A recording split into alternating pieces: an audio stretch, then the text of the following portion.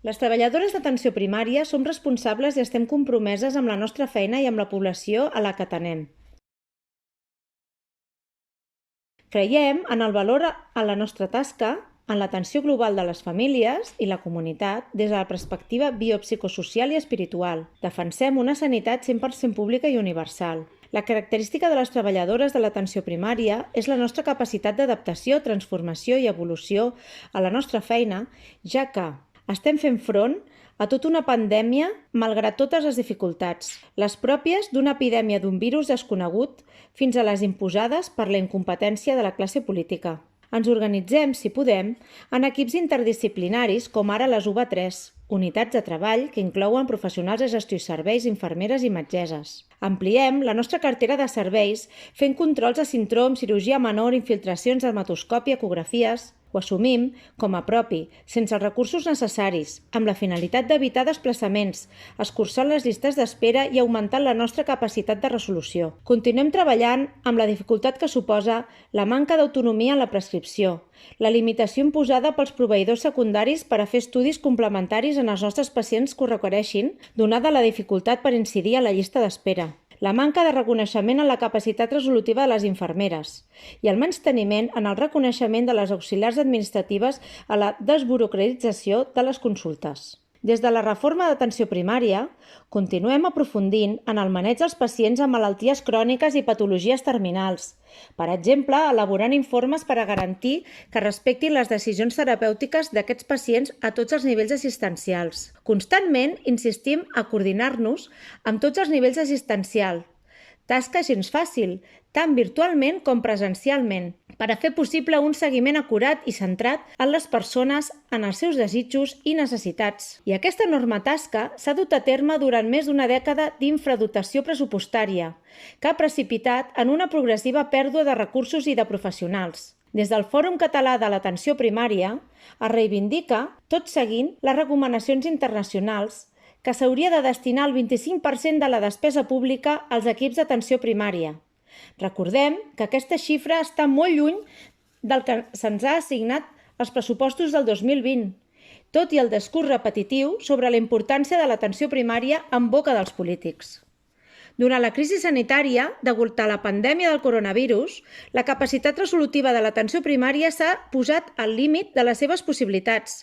Desgraciadament, s'ha fet evident aquesta dècada de retallades en recursos i en personal i la persistència de polítiques de gestió sanitària fetes des d'una visió centrada en l'hospital i el benefici econòmic, per exemple, Ferrovial Style. Per a un veritable enfortiment de l'atenció primària, que va molt més enllà de declaracions d'intencions amb més repercussió mediàtica que real, demanem que es doti a l'atenció primària dels recursos necessaris.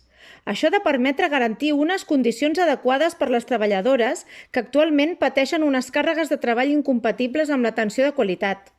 També facilitarà la dignificació dels contractes, la fi dels contractes mensuals i la resolució de les oposicions pendents des de fa més d'un any per a consolidar la situació laboral del personal interí eventual. Es disposi de suficient material de protecció individual per a totes les treballadores, així com la formació continuada en la gestió de situacions de pandèmia, amb adequació i simplificació dels protocols i revisió periòdica de les mesures d'utilització del material de protecció. Es garanteixi la recuperació del sou retallat 5% al 2010, les pagues extres que ens deuen i la inclusió de les DPOs en el sou base, on s'ha demostrat que no ens calen incentius econòmics per a fer la nostra feina. Es recuperin els dies de lleure i vacances perdudes des de les retallades per a poder gaudir del descans merescut. Es promogui la desburocratització de la feina de l'atenció primària, en especial la corresponent a les baixes laborals, i en relació amb les diferents agents implicats en la seva gestió, com ara les mútues i l'ICAM.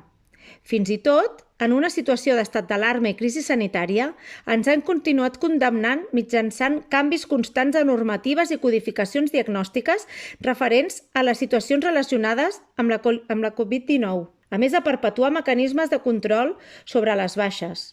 Tot això ha provocat una sobrecàrrega de feina burocràtica que es podria haver evitat en un moment com aquest. Es garanteixi l'adequada atenció i estudi dels pacients complexos atesos a l'atenció primària, tenint accés a les proves complementàries i a les valoracions específiques, en cas que sigui necessari, dels especialistes hospitalaris en els plaços adients per a poder mantenir una atenció de qualitat, sense que sigui el criteri hospitalari el que prevalgui sobre la indicació establerta des de l'atenció primària. Es revisi el model actual d'atenció a les residències per tal que es garanteixi una atenció digna i homogènia als residents de qualsevol territori. Amb altres 23 entitats hem fet arribar una carta a la consellera de Salut i al conseller de Treball i Afers Socials i als responsables dels seus departaments.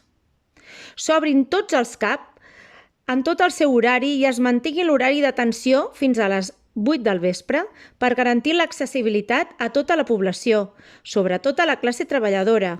Hi ha altres maneres de garantir la conciliació familiar que no impliquen una reducció del servei. Cal mantenir les persones contractades, calen professionals a l'estiu i cal augmentar-los a la tardor, sobretot si fem cas a Adrià Comella sobre un rebrot de casos de Covid-19.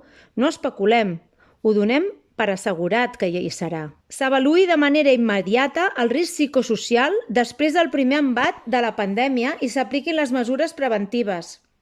Es reforcin les unitats bàsiques de prevenció de salut laboral per garantir l'adequada cura de les professionals en risc o malaltes, cosa que hagués permès un accés ràpid als tests de detecció diagnòstica del Covid-19 i la proactivitat a la detecció de portadors asimptomàtics, evitant convertint-los en potencials vectors de la infecció. Es consolidi el paper de servei de vigilància epidemiològica per a que, en situacions com l'actual pandèmia, pugui fer un seguiment acurat dels contactes estrets dels casos de Covid-19 confirmats o en investigació. Creiem que com a professionals i equips de professionals compromesos amb la nostra feina, tenim el deure ètic i la responsabilitat de fer públiques i denunciar les nostres reivindicacions, fruit d'un procés de reflexió sobre l'experiència després de viure els moments més crítics de la pandèmia deguda del coronavirus. ¿Mal puño rico, sabes o no?